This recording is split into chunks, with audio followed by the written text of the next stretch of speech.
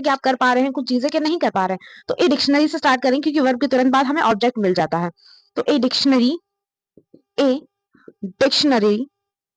Was, bot का third, by का third form होता है बॉट, तो बॉट का बॉट ही रहेगा।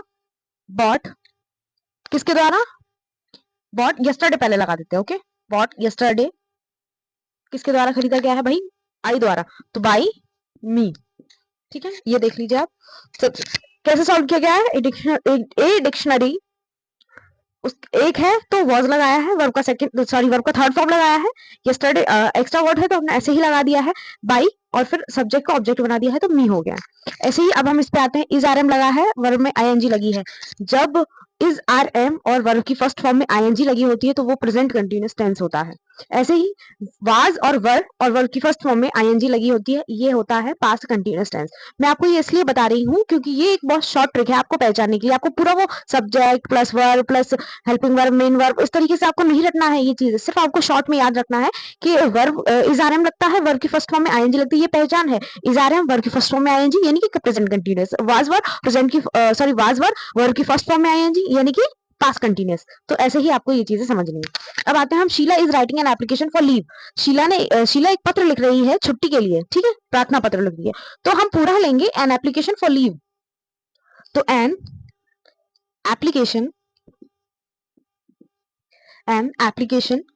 For leave. अब मैंने आपको बताया है उसके अकॉर्डिंग आप इस देखिए सब्जेक्ट के अकॉर्डिंग इस लगा दीजिए, ठीक है। अब वर्ब की फर्स्ट फॉर्म में आईएनजी लगी तो इसका क्या करेंगे हम, बी के साथ आईएनजी लगा देंगे यानी कि बीइंग कर देंगे। तो इज बीइंग क्या करना है, अब हमको राइट करना है, राइट का रिटन हो जाएगा थर्ड फॉर्म, रिटन किसके द्वारा, बाय शीला, शीला है, ठीक है। देख लीजिए यहाँ पे भी सबसे इजीएस्ट वे हो गया। तो इतना टफ नहीं है जितना आपने इंग्लिश को हवा बना रखा है, ये सब बहुत इजी होता है। बस थोड़ा सा दिमाग लगाने की जरूरत होती है, थोड़ी सी चीजों को तसल्ली से बैठ के समझने की जरूरत होती है। बाकी ये सब बहुत इजी होता है, कुछ भी नहीं है, बस आप एक बार समझ लीजिए आपको खुद समझ में आ जाएगा। अब देखिए हु टीचर्स यू इंग्लिश, अब देखिए आपको मैं समझा दूं, जैसे मैं आपको बता दूं कि जो क्वेश्चन वर्ड वाले होते हैं हमारे एक्टिव से पैसिव वॉइस वो बहुत इजी होते हैं, बच्चे क्या करते हैं डायरेक्ट वैसे का वैसे ही लिखते हैं। लेकिन हु जो होता है, हु के साथ हम जब रिप्लेस करते हैं तो बाई हुम से करते हैं, तो वो चीज थोड़ा सा बच्चों को कंफ्यूजिंग लगता है। लेकिन आप यहाँ देखिए, तो बाई हूँ, आर, यू, अब टीच का थर्ड फॉर्म टट, टट इंग्लिश, ठीक है।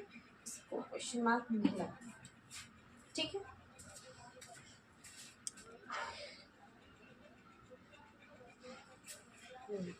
अब देखिए जैसे अब ये आता है हमारा नेक्स्ट सेंटेंस जो क्या है, people always admire freedom fighter.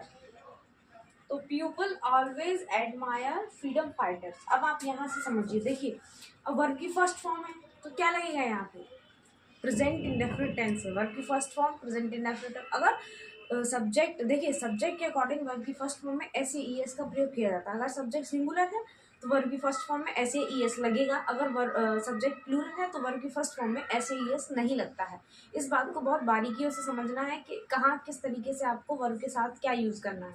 चलिए यहाँ देखते हैं, a people always admire freedom fighters. तो फ्रीडम सब्जेक्ट बनाइए, freedom fighters are always admired,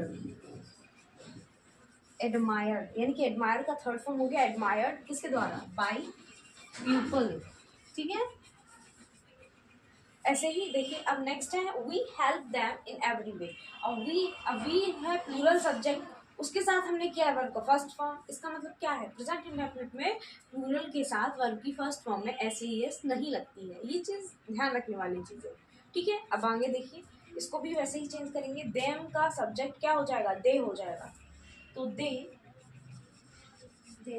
are help us sorry help in every way, या बाद में लगा दीजिए कोई दिक्कत नहीं है, इन एवरी वे बाई अस, ठीक है। अब आता है देखिए सेम, जैसे हमने ये वाला हु वाला किया था, हु टीचर्स यू इंग्लिश, वैसे ही ये है, हु रॉट द एप्लीकेशन। अब आप ये चीज समझिए, जब यहाँ एस या ई एस लगा था यानी कि प्रेजेंट इंडेफिनिट था तो हमने इज आर का प्रयोग किया था। अब यहाँ पास्ट इंडेफिनिट है तो हम क्या लगाएंगे, वाज और वर। ठीक है, तो इसको आप करेंगे, ये आपका होमवर्क है। Thank you so much for watching.